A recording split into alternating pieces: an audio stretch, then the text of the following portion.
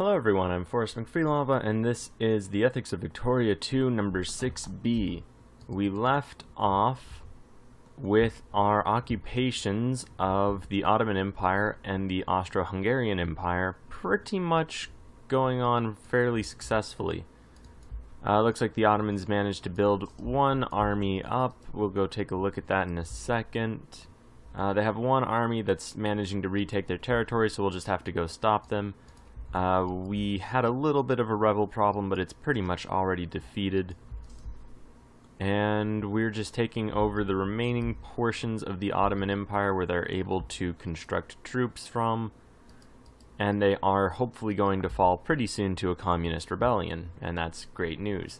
As soon as they manage to fall to that, it basically...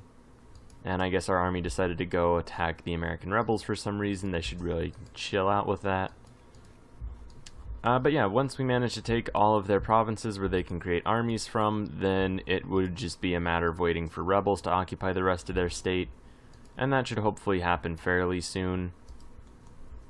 We'll just keep moving these guys around, get that guy back over into the European section.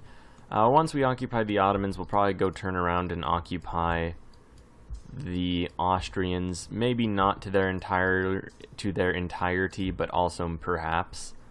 One big thing to be concerned of, or at least to have on our mind, is that when we occupy these countries, we basically force a ton of people to immigrate from them, and a lot of things are popping up, mainly just battles for Washington, as are basically just going to happen forever, and more opportunities to move our armies. But anyway, so as we occupy these countries, a lot of people are going to emigrate from them, which, you know, makes sense, because why would you stay in a country just permanently under military occupation by a foreign country? Well, you wouldn't. It's just dumb. So, what we need to think of is where everyone is migrating to. Now, we're getting something like 7,000 immigrants. The Canadians, about half. But then if you look down here, Argentina and Brazil are getting a pretty large number themselves. So we're going to go justify adding Argentina to our sphere of influence, and we are also going to start decreasing our relations with our Brazilian allies. So hopefully what we'll be able to do, and we just took a ton of infamy from that Argentinian little adventure, so that's not ideal. But what we're going to try to do is go to war against Argentina, then go to war against Brazil, and that way most, if not all, of the remaining people just fleeing from the old world will come to us and to places within the British sphere. We don't really want them to go to places within the British sphere, however we don't really have very many options, so it's just going to happen. Alright, but we're almost done with the occupations of the Ottoman Empire, and another thing to be cognizant of, I suppose, is that we can go to war with Mexico in about 3 years, and it looks like we didn't actually catch that Ottoman army, and they're just fighting their rebels, which, you know, it's okay, they can go do that, it doesn't really bother us. But we are going to defeat their other communist rebels, since we don't want rebels that are going to be friendly to their new regime once the communists take over. We don't want more communists to already be in control of their countryside, since that'll just default back over to their government, and that's pretty pointless from our perspective. So let's see what happened to their... Oh god, they're going to kill the communists. Alright, can we beat them? I don't think we're going to be able to beat them to the capital. Come on. We don't have very much time. We're not going to make it. March 6th? Yeah. Okay, that's not good.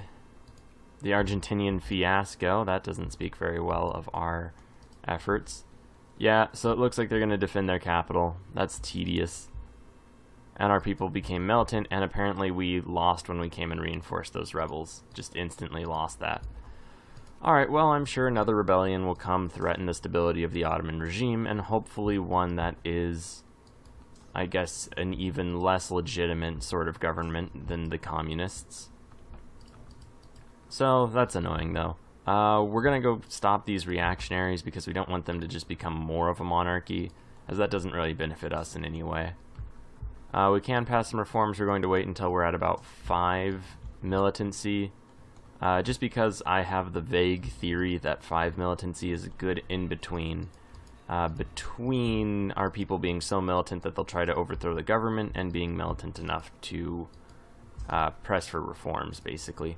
So right now we can already pass reforms, we just won't. Because there aren't so many that we can get. And we are the first to the North Pole, and that's pretty cool.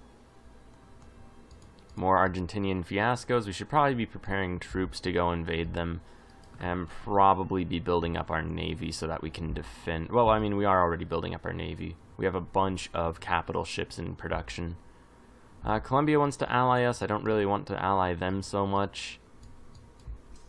And let's see, we just finished conquering most of the Ottoman territories in the Near East. We should probably go retake these portions of North Africa. And yeah, other than that, we're basically just moving forward, maybe a little slowly, but we are moving forward and just accomplishing our objectives. These armies are just kind of piling onto each other, which is obviously not good. But yeah, overall, good deal. Let's see if we can build any armies. And we can build an entire army in North America. Alright, so I am trying to talk more about stuff that isn't just directly relevant to the game as a way of staying interesting. Now, since I just said that outright, I'm not sure how well I'm going to be able to do at it. But I mean, I guess we should be considering more of the actual idea behind what we're doing rather than just the actual minute to minute of what we are actually doing. So in that sense, well, yeah, I mean, the idea is a pretty basic one. We're just occupying all the countries of the world with kind of two major focuses. The first focus, and perhaps the largest, has been in the past, but isn't really so much right now, to just smack all the countries that are more powerful than we are. That's sort of changed with our focus on Argentina and later Brazil into more of an idea of long-term sort of preventative action. Because Brazil and Argentina are going to be taking quite a few of the immigrants that we want. Oh, protecting the Argentinians, there we go. That certainly paints it in a better picture, or in a better light. Anyway, what was I saying? Right. You know, I totally forgot. Okay, yeah, so we're focusing on the Argentinians right now, and then Brazil. There's two reasons for that, but the, I guess, most accurate one is just to build up our own position later on.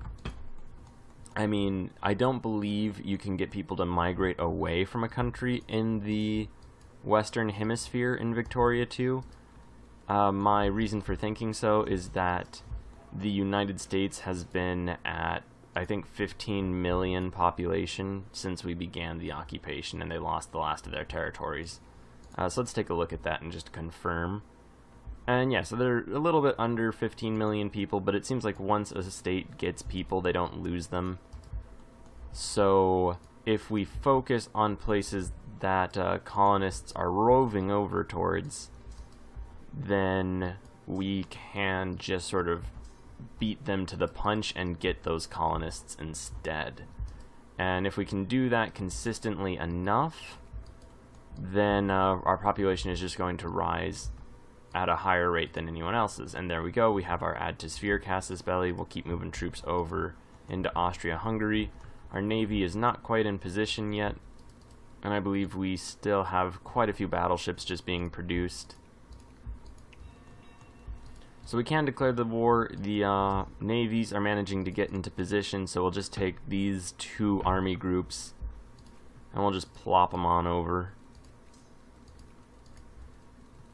And let's see, we'll grab this navy, and that's an actual combat navy more or less. We'll go ahead and declare this war, add them to our sphere. We won't call any of our allies because there's no reason to. And there we go. So yeah, we're focusing more on sort of a long-term approach now with this sort of attack. And that will be the idea moving forward. is we'll focus more on long-term threats and whatnot, since we have that luxury while we're below the infamy cap. Although we should probably, once we stop people from immigrating into these American states, once we manage to really take care of that, then we will go and attack the major European powers. And there's only really 3 states that I feel are considerably threatening to us, and those would be Germany, because they have just an absolutely massive army, which I'll go ahead and take a look at in a moment. I keep selecting the wrong navy. Okay, no, I guess we have both of our armies landing, so that's good. That's exactly what we want. Let's see who we're all at war with. Argentina and their ally Peru, and then of course the Ottomans and Austria. Alright, so that's tolerable. Yugoslav pan-nationalists, potentially making the world an interesting place. And, you know, an interesting thought? Italy is probably going to declare war on Austria pretty soon, and they're allied to Germany and the UK. Austria is allied to France, so that might be a potential great war. So how do we stop that from being a great war? Well, we can kick them out of great power status, and it looks like they're still held up because of their industry, so let's go plow into their industry. Now, I used to love playing as Austria-Hungary. They are basically my favorite country in this game. And the trick to Austria-Hungary is their industry is entirely in Prague. So we're going to go kick them out of Prague, and oh god, it looks like we're accidentally attacking these guys. That is not good whatsoever. It looks like we're doing terribly, so let's see how long until we can get out of there. 4 days, that's probably enough time for our army to die. Alright, and we managed to evacuate into the oncoming arms of more Argentinians, so that's not optimal. We could just go pluck up these other 2 armies. We wouldn't be able to really put down rebellions with anything like consistency if we do that. Okay, and we can't build another army. We're just nowhere near being able to. We will move this navy over into this wooded province, so that if they do try to attack us, they'll at least have a terrain penalty. Looks like Abu Dhabi has been annexed by the British, but we'll occupy it back one day. And who knows, maybe we can... Well, we'd have to lead a crisis, and we can't lead a crisis unless we are at peace. So never mind, I was going to suggest that we could get into a war with the European powers by having a crisis war, but that doesn't work. So we'll just have to think of some other ways to get into war with the European powers. We might just wait until they fight their own wars, because, you know, what is Europe for other than fighting giant wars against itself for, you know, if anything, questionable motives? At least in this era, you know? That's just the European thing. Alright, so we'll try to stop all of these Ottoman armies that are still persistently existing. Just kind of nip those in the bud as best we can. We are still taking over Austrian provinces, and our navy is still trying to pluck up enough soldiers because we kind of underestimated the Argentinians. So, yeah. Several things going on. None of it really big picture sort of stuff, except pushing Austria-Hungary out of great power status, which we might not really want to do. It might not technically benefit us, but I don't see how giving Germany, Italy, and the UK... Well, it would actually probably go to Italy since they'd start the war, since it's for their cores. But I don't really see how giving those countries their, I guess just money and land is going to help us out in the long run. And if they declare a great war, then they get 25% of the tax income of all the people who are defeated, which would basically give them the tax income of 25% of all of China, since France is basically China these days. Although it is also not really France anymore, since the Germans have taken quite a big portion of France. So, yeah, you know, this game's actually going kind of crazy, which I suppose isn't super surprising, given that we've just been occupying everybody who could be maintaining order. We're going to go blockade the remaining Ottoman ports. Their navy is hidden over there, so that's probably a good idea in that sense. And did our navies get into position? They have. We'll go pluck up an additional 60,000 men, drop them over in Argentina, and then we can start fighting the Argentinians, hopefully in a way that doesn't just see everything collapse into tragedy. Now, an interesting thing is Austria-Hungary already lost a great war. They lost a great war with the French as their allies. That's why France has none of France. So, yeah, hopefully they'll drop out a great power status, although they are still number 8. One thing, though, is that we haven't had to worry about their military since they just had to disband it due to losing the Great War, which really helped us out tremendously. Meanwhile, the Ottomans are almost entirely occupied, consisting only of a small portion of North Africa. And, yeah, we can hopefully start to see their industrial power dip, but we are not quite there just yet. Really, though, it doesn't even matter if their industry is centered in Prague or not, because we are going to have their entire country occupied probably in the next year or so. Let's see. Looking at Argentina, we have a ton of attrition because all of our armies are, in fact, in the country right now. So we'll start splitting them up, and maybe the Argentinians will attack us, and they are. And that's exactly what we wanted, so we'll go move one of our troops from the plains, since we don't really need troops in the plains, just, you know, dying for no reason. Alright. I probably should have encouraged moralism a little bit more, but whatever. And there we go. Both battles have been won, kind of high casualties, to be honest, but the Argentinian armies are retreating into the plains, and that means they're basically just going to go die. And one of their armies is already dead, so we'll go ahead and just move this force. Ooh, they still have more armies. Well, we'll move one force over into the woods, and their armies are all dead now. So we'll just spread around. They might try to go kill our weakest unit, so we will have to be aware of that, but we should be able to occupy their capital pretty soon, and then just win that one final battle, and that is their entire military all in one spot. Alright, cool, and it looks like they're trying to defend their capital instead of murdering all of our soldiers, which is arguably a good idea, but, well, I mean, it benefits us, so who really cares? But yeah, I guess their capital is a good place to worry about defending. We will go send our armies up to try to encircle them, provide only residency for immigrants, although you would think we would want to provide more because we're trying to get immigrants, but we'll just make it so that everywhere else is a worse place to migrate to, not necessarily making our own place somewhere great. And that's basically the same thing in a way. I mean, yeah, because really what's a better place to move to than a place that's just better than everywhere else you could live?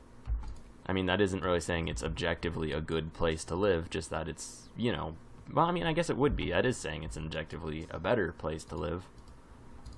But there's some sort of quote that I'm dancing around because I don't really have it on mind, but it's something like better doesn't mean good, or better does not necessitate good. That's it. So yeah, we'll just be a better place to live. Oh, and look at that. The Argentinians are already starting with a communist rebellion. So there we go. Now, it's fun. I previously did a game in the HPM mod, I want to say, although I might be slightly wrong about that. I did a game in HPM, or one of the other mods that adds a lot of flavor. So I'm thinking it was HPM because it added a lot of domestic things. But in HPM, or whatever mod it was, they had... Okay, they made it so that governments were more representative of the sort of ideologies that they supposedly represent. And what I mean by that is if you were a fascist, you could do, you know, genocides, because that's what they're all about, kind of, you know, more or less.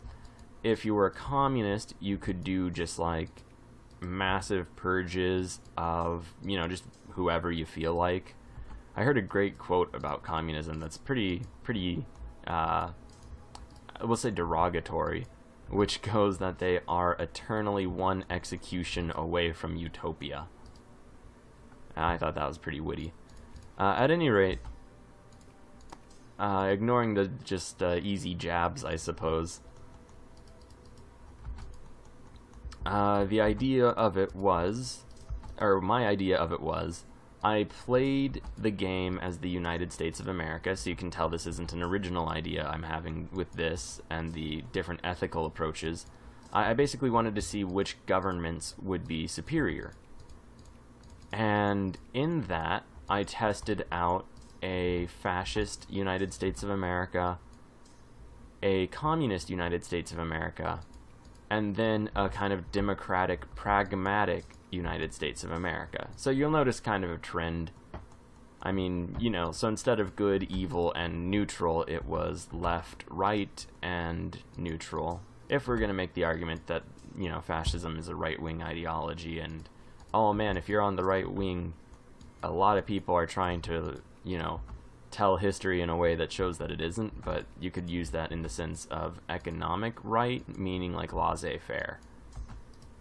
If you want to get really into the woods, because good lord, man, do you get into the woods if you start, you know, getting into people explaining why things are or aren't fascism. But anyway, so ignoring that, avoiding that whole bit, we basically just decided, okay, well, and I mean, it was just a sort of thought experiment I did and spent a lot of time on, such as this. I wanted to see which country would do better for its people, and I actually made Excel sheets, all sorts of things. I went and tabulated the amount of effective tax that we were taking from our people, and the percents that were living, you know, with their life needs met, below their life needs, you know, getting daily needs or not getting daily needs, getting luxury needs or not getting luxury needs. And the results in the end, I really should have that chart on me if I'm going to be saying this, because I'm going to get something wrong. But essentially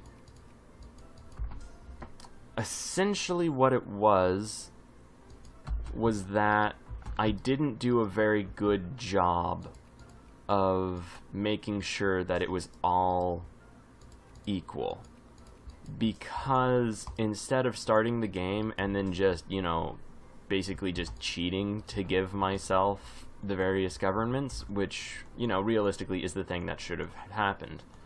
I should have just cheated, got the governments for the various country types, and then just played a straight game after that. I didn't do that. Instead, I played as just a regular America until I had the opportunity to become communist, then became communist, and then had the opportunity for a counter-revolution. So what I did was, as soon as I became communist, I purged all the rich, and this would end up having a really bad effect on the results of the experiment, because I purged all of the rich in the communist United States before switching over to the fascist United States and encouraging, you know, the wealthy to, you know, kind of just dominate the country. And here's that big fault that I was worried about, is now we have communist rebels, but we don't have any armies in our country to fight them. But we'll just build something of an army a little late. Though not too late. And that one army should do a good enough job, since they're all just one stacks. It's not like our government's going to fall. Although that would be kind of hilarious and really just kill the video. Although, I mean, I guess we could then transition into an argument that communism could conceivably be the most evil form of government. And to just kind of leap from that, that's actually where I was going. Oh, cool, and we have gas attacks, so...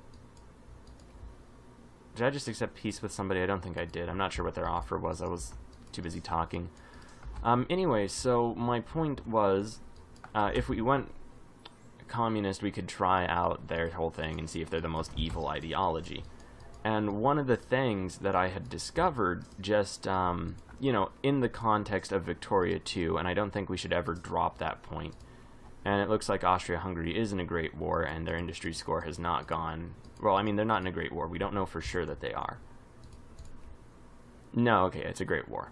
So obviously France and Austria and Montenegro are not going to win against Germany, Italy, and the UK, especially since Austria-Hungary doesn't have a military at this point. Alright, so what I was saying. So, I found out an interesting and pretty awful thing about communism in the HPM mod, which was their whole thing was you kill all the capitalists and the aristocrats. You know, the landowners, I think that's what they're called in that mod. So you kill them all immediately. That's basically the thing. Bam, they're dead. So, all of a sudden, you kind of get rid of social mobility, at least to the very uppermost echelons of government. And a thing that I discovered with the fascist country was, I mean, okay, so fascism obviously has a pretty big moral deficiency in that the very first step of it is pretty much to just kill a whole bunch of people. Like, you just, you know, you start off a fascist government and it just immediately, bam, basically genocidal activity. Communism is a little more, I wouldn't say insidious about it, but definitely more problematic. Well, not more problematic, I'm not gonna... Well, okay, so here's the thing. I'll just tell you what I ended up finding out. So, playing as the pragmatic United States, you know, I would just pass reforms, tax people, you know, at various rates. And, you know, everyone could migrate over into the country, have a decent chance of living a decent life. Or, you know, maybe not. But enough people lived a decent enough life. I actually remember this statistic pretty much the best of all. The pragmatic United States ended up with the most people. Just out loud, they had a higher population than any of the other Americas. Almost certainly by virtue of that, they ended up having the most people in poverty. Just a tremendous amount of people were in poverty. If you were in the fascist United States, you were probably less likely to be in poverty than in the capitalist one. If you were in the communist one, you were slightly less likely to be in poverty.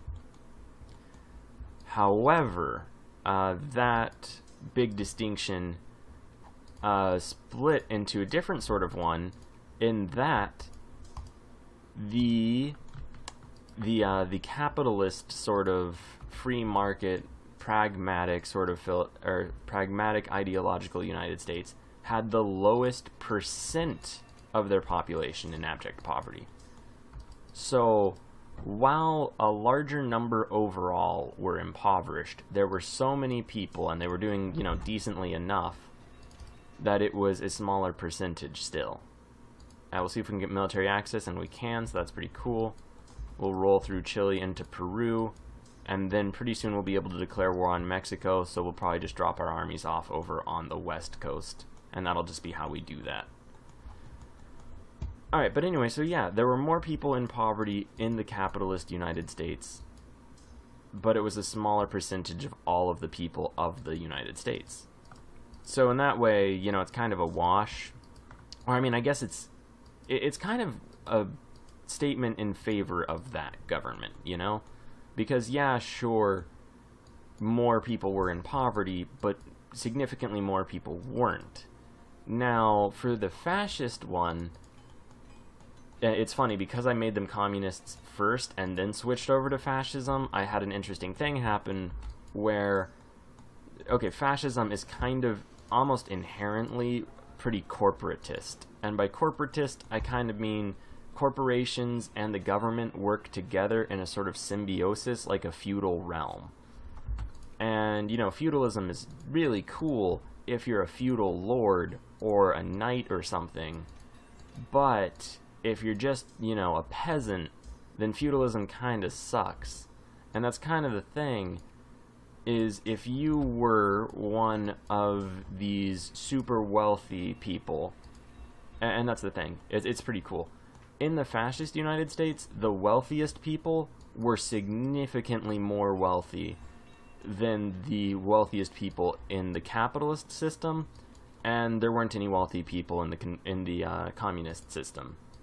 So, you know, just by that, the communists lose. No one was living an amazing, just ridiculous life. And that ended up being kind of the fault of it. Like, the fascist system was really stable because, you know, the people who stood to benefit the most from it were able to benefit just to an absurd degree. Okay, and we're losing this army. Or we're not losing the army, but we're definitely taking a ton of damage to it in the American capital, and more people are just charging at it. So we should bring this army over here and reinforce them immediately, because that's going very poorly.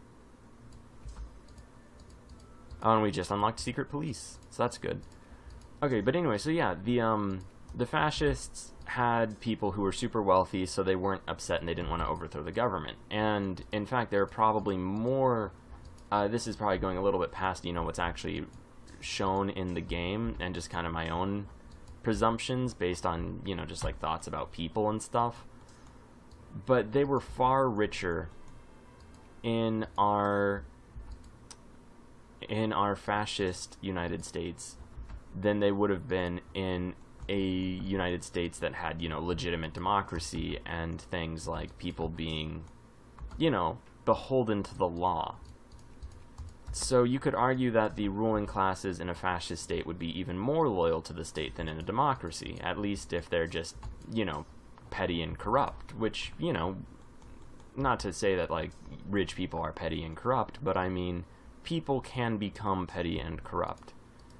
That's just a thing, you know? Like, that's an issue that everyone deals with in government all the time. So I feel like their government was probably the most stable. Yeah, I mean, admittedly, they did have a few issues with revolts, but it was a fairly stable government, and it had the richest people of the rich. And I think it just kind of did mediocre in every other category. The communist state had tons of people in poverty and tons of people in the middle class, and some of them were doing decently well. I wasn't all that good at leading a planned economy, and that's, you know, kind of on me.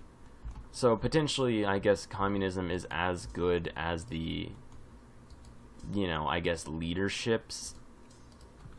It is as good as the leadership, but it is really just investing all of your eggs in one single monopolistic state basket. So it had a bunch of problems, and the biggest problem that it had, at least through the game, was since no one was allowed to become super rich, I didn't really have that loyal group to rely on, essentially. Like, there wasn't any way of bribing people into supporting the regime, which was basically the only way that the fascist way was able to stay in power, but they, being kind of a dictatorship in their own, didn't even have that. Oh, if you look at that, France has even fewer of France, so that's not great for France. But yeah, anyway, so yeah, the communist state didn't really have any way to ensure loyalty among important peoples, so what it ended up turning into was, since I couldn't provide the carrot, so to speak, all I had was the stick. And the stick was basically just sheer tyranny and oppression and just absolutely horrendous amounts of just, you know, violent repressive tactics and killing rebels and things like that. And presumably, if it was allowed in the game, shipping people off to things like gulags. Now, so that ties back into what I was kind of rambling about in the very beginning, which is the idea that a fascist state, at least in the context of Victoria 2, kind of pays up front with its evil, is how I'm going to phrase that. Like, the fascist state definitely does evil. That's, you know, a guarantee. That's the whole idea, is you're basically saying all of these people aren't people. Bam, you know, resolve that, and then move on. So, yeah, you do that, but then it's kind of life as normal, although, you know, with some weird cultural stuff tied in. And in that sense, it's kind of just, you know, living in a more or less pragmatic state, but more corrupt. And, okay, so yeah, it's basically just a regular pragmatic country, but more corrupt. And, you know, I guess slightly people are more similar to one another in it than in just a regular country that doesn't care about that sort of thing.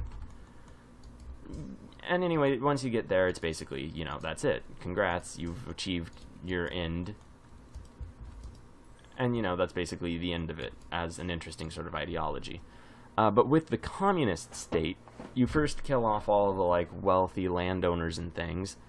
And that, that's a pretty significant deal in itself.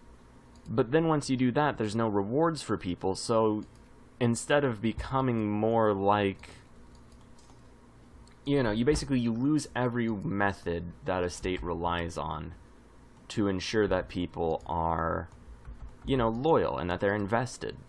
Because in a communist sort of state like that, you basically end up with, as a result of how this game is, made, you end up where you're just launching a perpetual genocide, essentially. A perpetual genocide that doesn't, really target anyone because it could target everyone. The only rule for it, for being targeted, is just that you're dissatisfied. And that's really the catch, because if communism creates a state of utopia and you're still unhappy, due to the fact that you're living in a utopian state, clearly the only possible reason for your unhappiness is because you are in some way providing the flaw. If you really believe in the ideology, then how could you really come to any other conclusion, We have created utopia. You are not happy in utopia. Only people who are plagues on society are unhappy in our utopia. Ergo, you must be a plague upon society. So that's basically what I ended up finding out, was that as I played, I just had to constantly rely on just vicious and brutal repression, because not only, was the state not really offering anything to anybody, but I couldn't even really bribe people. I couldn't allow people to become, just crazy, super unfairly wealthy aristocrats, because, the ideology doesn't accept that sort of thing. The closest you could get to in a communist society would be just having the bureaucrats be essentially that sort of thing. And we will go ahead and ally the Germans just because we can, and they're a pretty good ally. And if you're not watching, you're just sort of listening, I'm not just rambling about ideologies. I am actually also invading Mexico right now. We are trying to take California over from them, and we're doing a pretty decent job of it. They had armies more powerful than I had anticipated. Well, not more powerful, more numerous, but not more powerful. Istanbul just fell to some communist rebels, which is pretty cool. We'll get a communist Turkey.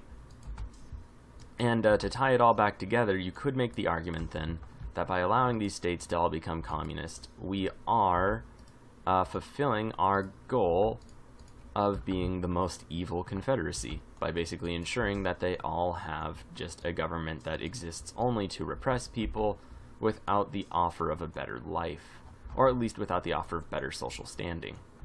And that's really the thing, is you basically have two things you can offer the people. One is that you just make life better generally, but that's really difficult, and especially as a sort of a centrally planned government, because it's really hard to centrally plan all that. And, I'll admit straight up that it would have been a much better example if I had done a better job of it. But I didn't, and that's part of why I didn't end up posting it anywhere or making a series out of it, was because if I was going to, then I really should. Oh, and we need to pass a reform because the people are starting to get pretty uppity. So it looks like we can make it to around 6 militancy before people start rising up. Obviously, passing a reform is not going to make the reactionaries any more happy with our government, so we'll just turn one of our armies to go stomp that out. But yeah, so really, there's a bunch of flaws with the argument. Obviously, I could have just done a better job centrally planning the economy. That's real, man. But yeah, there wasn't really any way of offering people the ability to become corrupt other than to just, make sure that the bureaucrats didn't pay any taxes and got paid lavishly. Which, if you think about it, is pretty much what happened in the Soviet Union, is just the bureaucrats managed to live pretty well, the army managed to live pretty well, and the secret police managed to live pretty well. And the reason for that is, you know, the bureaucrats are basically there to keep the whole thing running, so you have to make them, you know, at least somewhat loyal. Otherwise, you're not going to get anywhere as a country. So that was the main thing, and there's tons of rebels in Austria-Hungary, so that's probably going to be problematic for our armies trying to hold their own, but we do have gas attack, and it looks like we're doing a pretty swell job of it.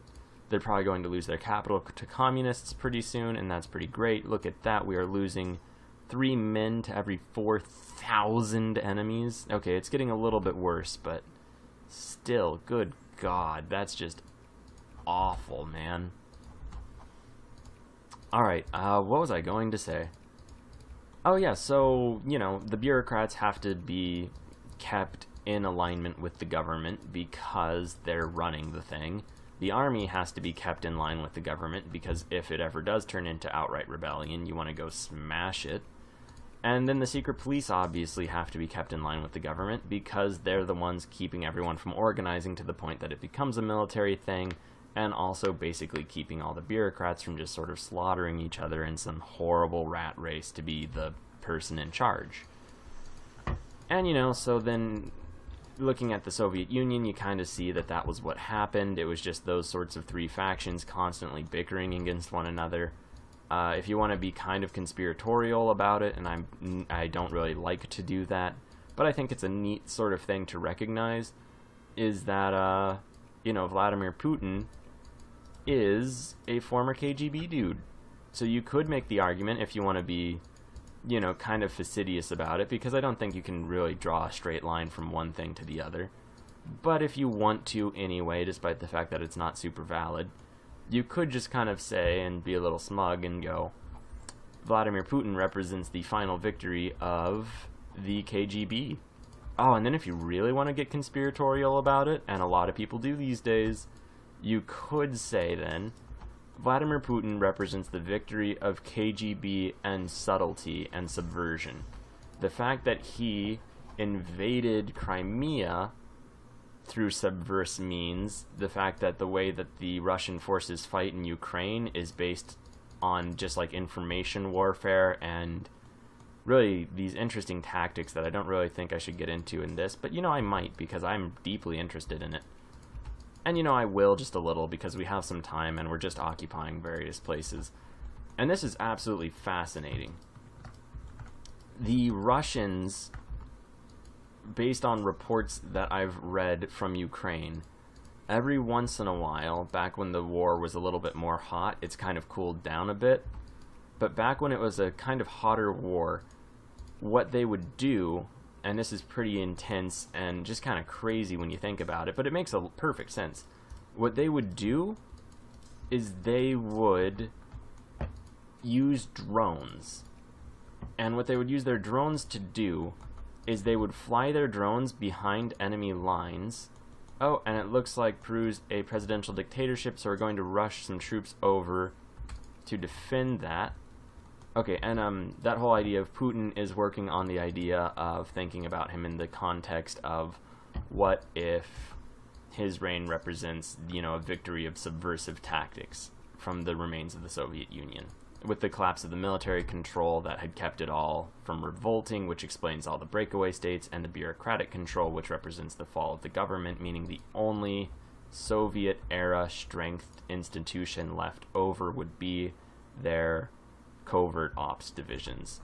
So, working on that assumption, what they do in Ukraine, which is kind of interesting, is they have a lot of local militias that they rely on for the majority of just holding the line, but every once in a while they'll send drones forward and just blast on all radio frequencies just a bunch of nonsense, so that the one Ukrainian group that they basically target for whatever reason just can no longer, you know, request reinforcements, can no longer find out what's going on to anyone around them, and then they just attack with special forces, basically just surround that group, destroy it, pull back, and then let the local militias and things push forward if they wanted to take land, or if, say, the Ukrainians were planning a counterattack, you know, they just sort of wipe it out.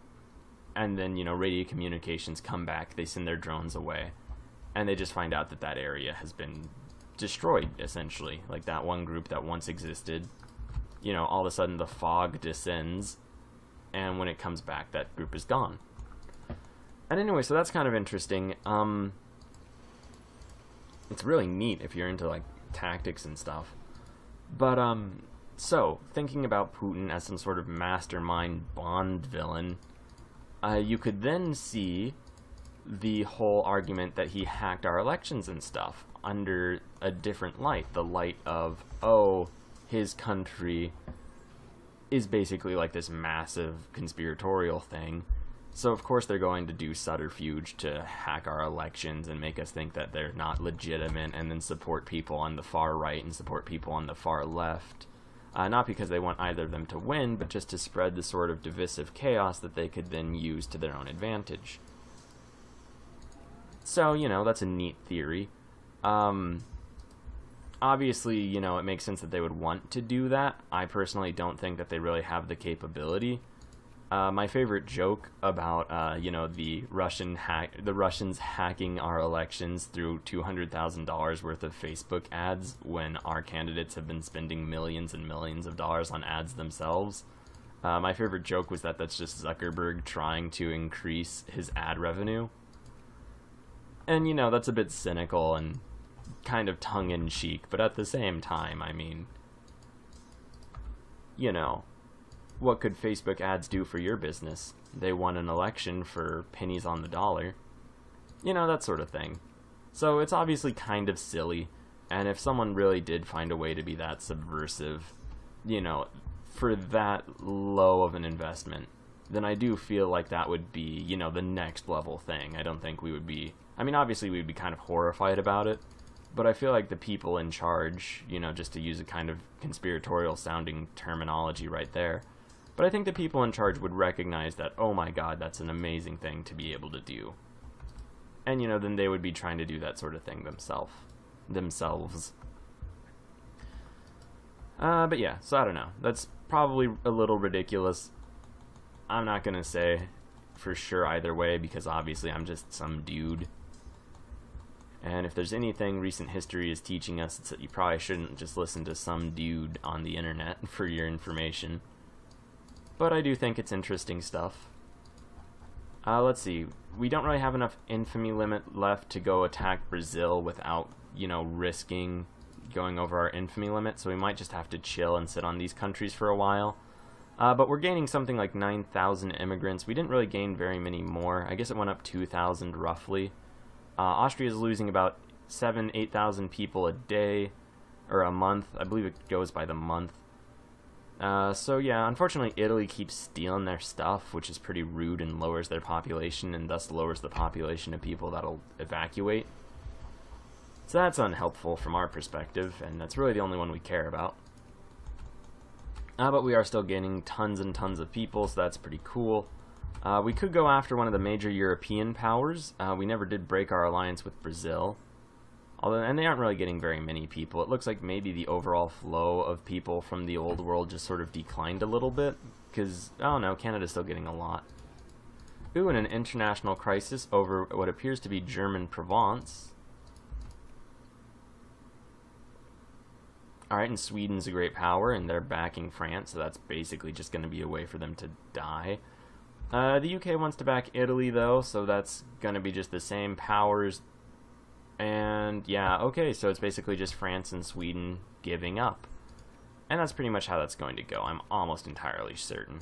There's no way. If everyone else is going to just turn against them, they're probably going to give up before it turns into a fight, and if they don't, then they're just going to lose that fight handedly. I mean, I suppose we could join.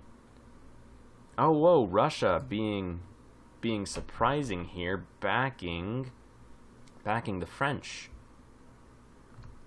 So now it's all Britain and Germany, and so yeah, it was Provence from the Italians, not any of the German states, which I guess is sensible. You pick the easier target, and they are less of a great power, so they're more likely to get the crisis anyway. So that's kind of smart. A little insidious, perhaps. Man, so what was I rambling on about earlier? Essentially, I suppose, the argument. Yeah, I'm not actually sure what brought me to Putin and subterfuge and stuff like that. Oh, right, from the 3 different groups that would vie for control in the Soviet Union and why they were each important.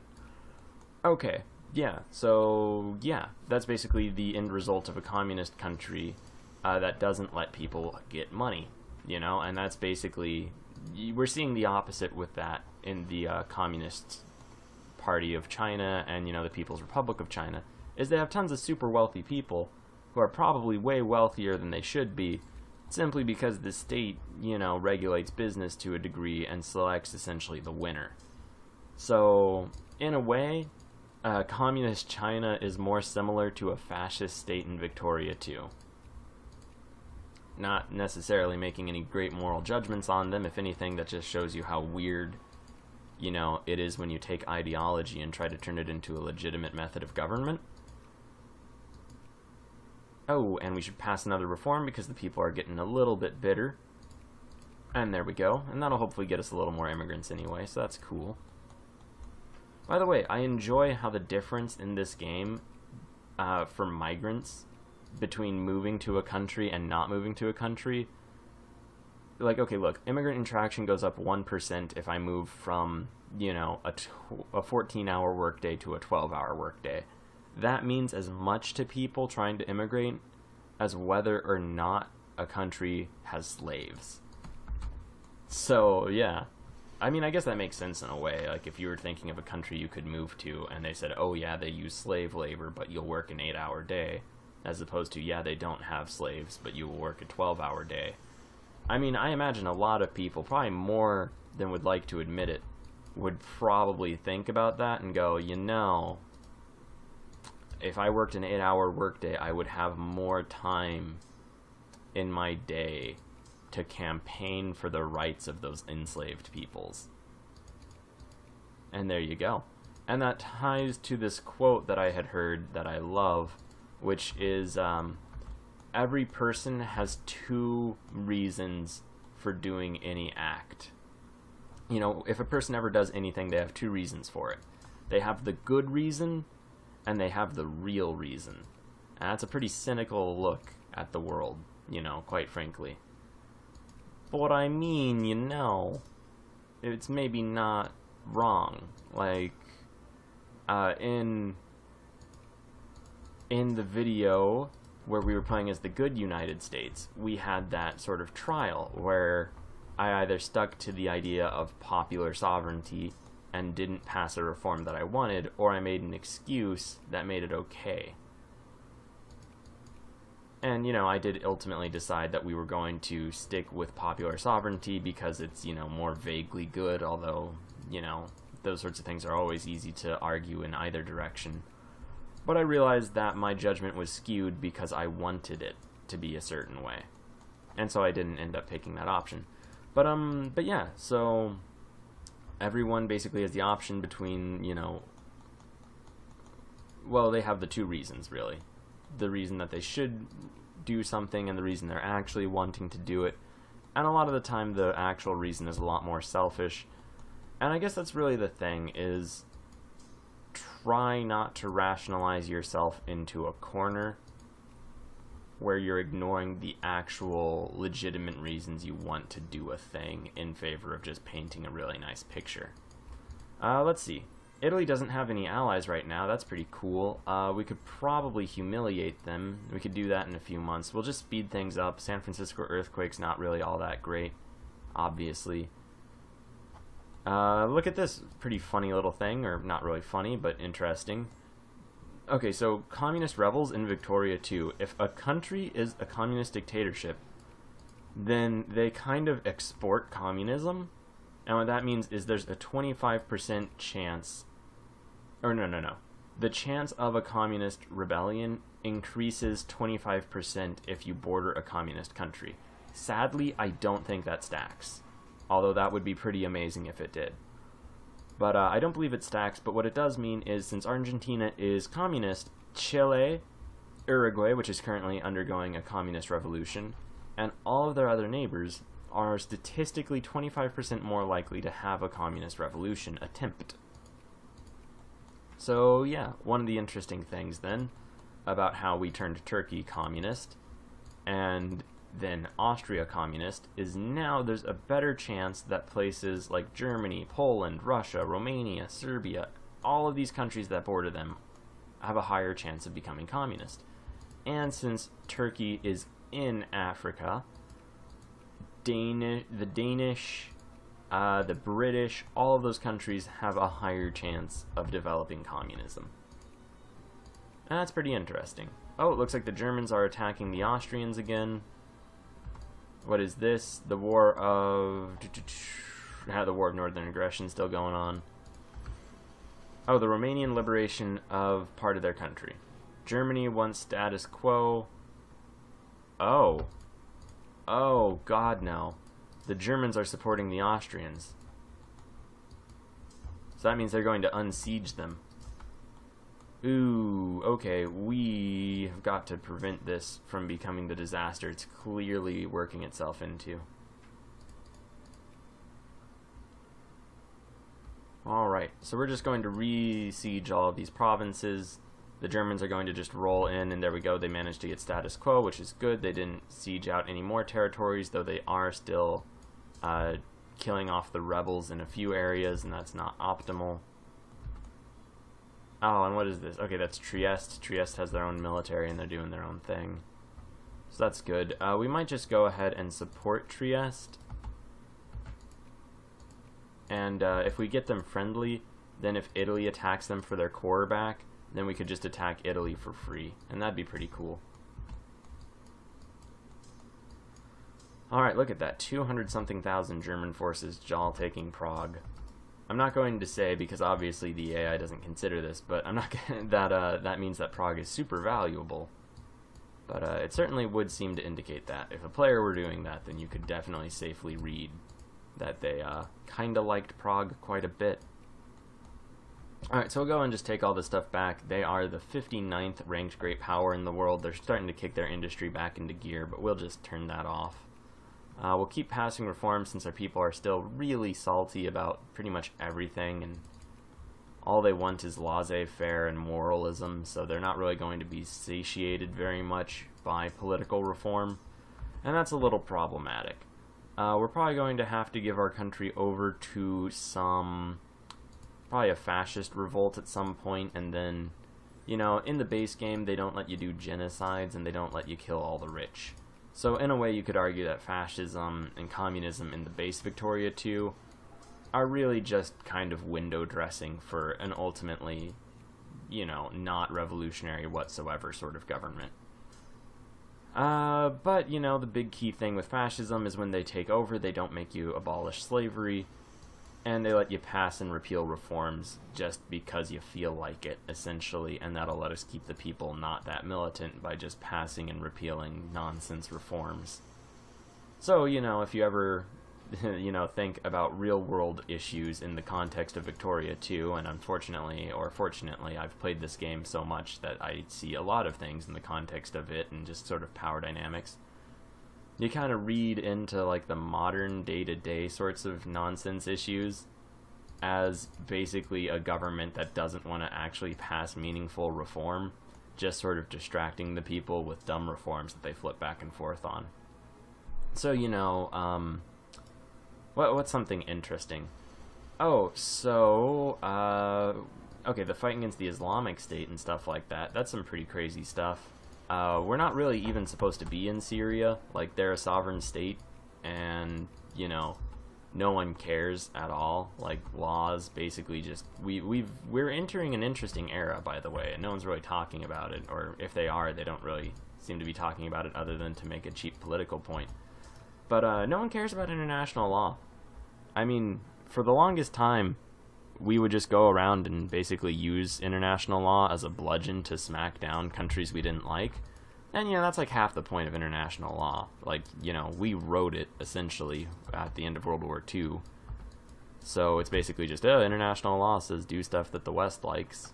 And, you know, yeah, you know, we wrote it, we won, so it's kind of terms of the deal, man. But even now, we're kind of turning away against our own prescription of national law, or international law, because it's just inconvenient, really. That's basically it. We're in Syria because it's inconvenient not to be in Syria, because we don't really like Assad and we also don't really like ISIS. But people don't really talk about that because there are, weird dumb reforms, just like how we're not abolishing slavery because, hey, look at this, you only have a 12-hour workday now, and now, you have pensions and stuff. It's like those are actually even more meaningful reforms. I guess we do have something like a little bit more healthcare. So I guess that is passing reform in a meaningful-ish way, although we haven't really figured out a way to pay for it, and that's a whole different tangent, and we're already at an hour. But, I don't know, so that's stuff like the NFL. Can NFL players stand or sit? It's like, as cool as that is, as just sort of a weird issue that you can back and forth flop on, that people get all conscious and militant about, and then you can pass some reform one way or another. As cool and interesting as that is, it doesn't really answer the question of, well, why are we in Syria? Or how is it at all legal that we're in Syria, and do we have a justification other than because we feel like it, and is that kind of the basis that international law is held up to these days? And, what's stopping another country from saying, oh, well, we feel like it? Oh, well, the answer to that is we have a bigger army than them. So then we're just kind of being bullies in a way. And then it kind of takes you back to, Athens and the Melian dialogues, where, if you don't know the Melian dialogues, essentially Athens came up to this other city-state. It was on an island. And the city-state was a colony of the Spartans. And they basically, oh, no, we don't want to kill that. Those are nationalist rebels, and we like those. Essentially, though, the Athenians came up to this city-state, and this will be the last anecdote I tell. They came up to this city-state and basically said, hey guys, you are vaguely aligned to Sparta, and we're going to fight Sparta, and we don't want you to join Sparta, so before the war with Sparta starts, we're going to come over to you, and we're going to say, join our empire as a subject, or we're going to enslave all of you. And the Melians were like, okay, but, we haven't done anything to you, man. And the Athenians basically say, you're right, but we're stronger than you, so we can kind of just force you to do this. And the Melians basically say something along the lines of, that's pretty fucked up, man, and if your country is all that cool, then why is it that you have to come and bludgeon people to death to join it? Why does everyone hate you so much if you're that awesome? And, they didn't have a good argument for that. They just kind of said, well, here's the thing. We can, though. And, to cut the story short, the Melians basically say, well, if your empire sucks that much, then, we would rather, fight to the death and maybe, our kids and stuff become slaves rather than, agree to slavery on our own terms. When, we had the option to fight and, at least die and not be a slave. Because that's really the trick to it, is if you fight and you die, they can't make you work anymore, man. So, yeah, they basically chose to do that, and they fought and they died. And eventually Athens lost, spoilers, because, as it turns out, when you just kind of see the world as we're stronger than you and just kind of force everyone to follow you because you're stronger than them, eventually, everyone who's weaker than you kind of gets together and says, well, fuck that guy. And I mean, our military is the most powerful in the world and stuff, so it's not like they can do that other than through subversive means, and it seems like people sure love to try that these days. So who knows? I rambled quite a bit this time, but the main important significant thing is we got California back. California is under our control. Congratulations, hail us. If we go to war with Mexico again, it'll just be for the sake of occupying them for the rest of time so they can't get immigrants. Precious, precious immigrants.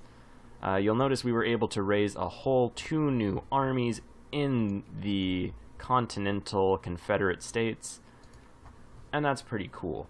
I would go ahead and say that maybe that's because we're getting an absolute ton of immigrants all the time.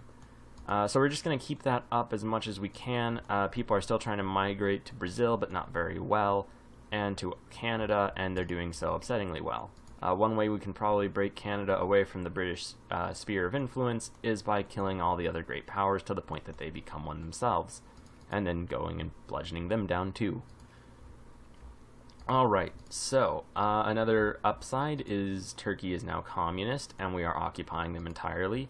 Austria is communist, and we're now occupying them entirely. Argentina is communist, and we're occupying them entirely. And Peru is a presidential dictatorship, and we have some troops in their capital. But the rest of their state is occupied by reactionaries who want a kingdom of sorts. So yeah, we're probably not going to come back and bludgeon into Brazil. We'll probably bludgeon into the Italians. And they're a pretty decent mid-tier sort of country to go after. They don't have very much population. They do have more than Austria-Hungary. We probably should have looked at their population before this, but we have that now. 35 million Austrians, 40 million Italians. We'll see what those numbers become if we occupy them for all time. They also don't really have very many brigades, and that's pretty swell. Yeah, after that, the Germans are only allied to us and some other countries, so we could possibly fight them next, although I don't really think we would be able to win at the moment. We could fight the French, and that would probably be cool. Yeah, so I'm going to just resign now. We'll see who the top great powers of the world are. Well, we'll just look right now. Germany, UK, Russia, Japan, who we could probably occupy fairly easily, and they do have a high population. Italy, which is coming up, France, and Sweden. So, yeah, if we go after Italy, then Japan, and then probably maybe Germany and the UK and Russia together. That'll pretty much take care of all of that. So we'll see how it goes. I hope you enjoyed the rambling. I hope it was somewhat coherent. If you didn't, leave a message saying you didn't. I'll try to stay away from sort of conspiratorial and theoretical sorts of conversations. And, yeah. We've got our plans worked out. We're going to have a decent army with which to enact them. We have, let's see, 90, 120, 180,000 troops, which is just 60 brigades of troops in various capitals. We can probably pull one out of Austria-Hungary's capital, and we could probably just abandon Peru for rebels. So yeah, we have a decent amount of troops, definitely enough to take on Italy, and then probably enough to take on Japan, plus we have a decent navy. We'll worry more about that next time. I'll stop rambling. Have a great day. Thank you very much for watching. And we're not going to have another episode of the good United States since they're already at the same point in time, so we're going to just swap right on back to the pragmatic US, and then back to this, and then to the good one. So alright, have a great day. Thanks again for watching.